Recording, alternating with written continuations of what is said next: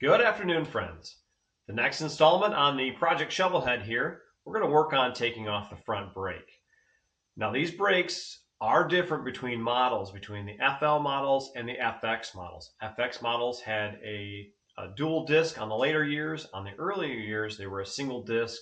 It's the pie shape caliper. I can't remember what the heck they call those.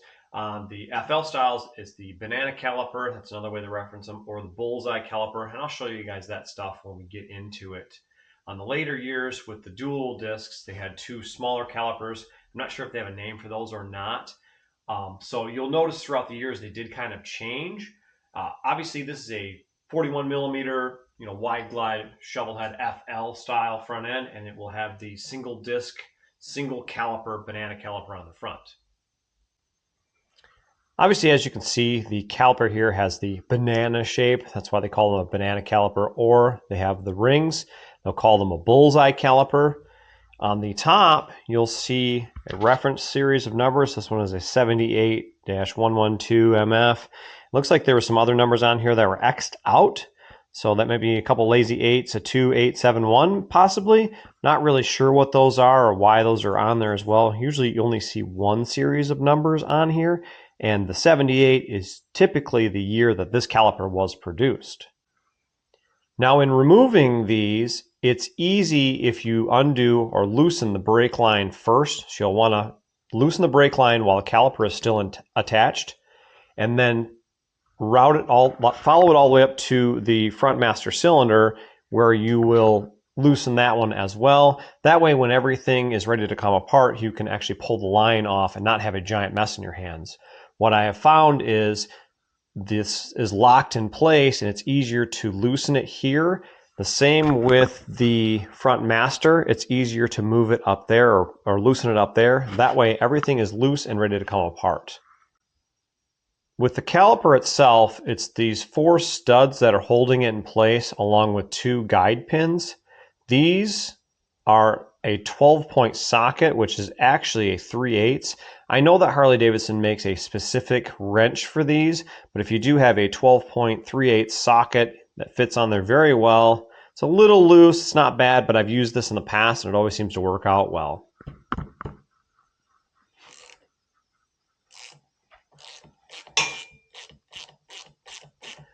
Typically when removing these, you'll notice there's a lot of brake fluid that will come out of the caliper once it is coming apart. So you'll want to be prepared for that. Being that this has sat without a line on it for a while, I don't know that there's going to be brake fluid inside of it. When it comes to removing this caliper, you need to have all 4 of these studs ready to completely come out. And you notice there's the stud, a washer, and then there's a spacer in there. We'll take all 4 of these out. This one's spacer did want to stay in, but here it is.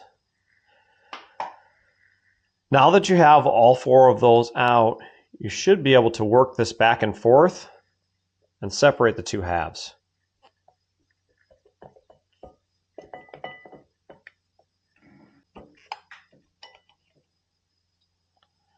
And as you can see, here's one half of the caliper. There is brake fluid in it, which is spilling all over me.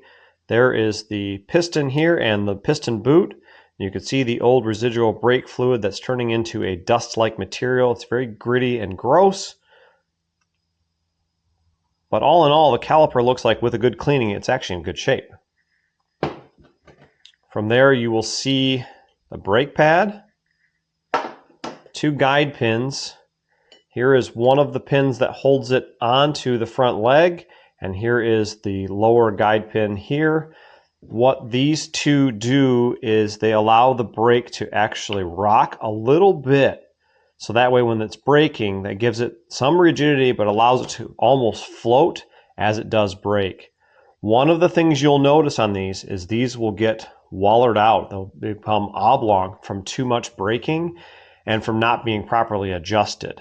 Also, you'll see this bushing here gets worn out as well. Now we should be able to push the back side out here.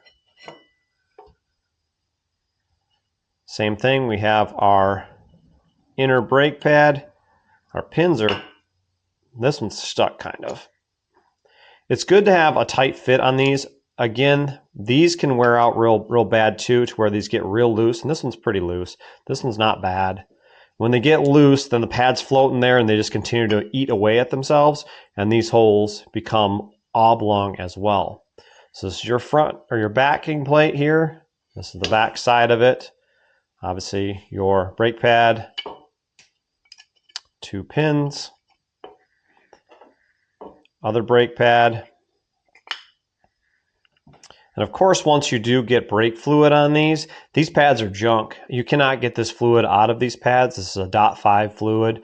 It's a synthetic. There's no way to wash it out. So unfortunately, what that will do is it'll get onto the pad and it will ruin it, and you can't get it out and you won't be able to brake. We'll put that back together for now. We'll put the 2 halves together for now. And then of course your pins go back in the same way they came out. We'll just give them a little bit of a threading. One of the unique things is this sticker here has the 1982 logo on it. That's pretty neat. Something you don't see every day. And obviously the inlet side where the brake line goes has been repaired.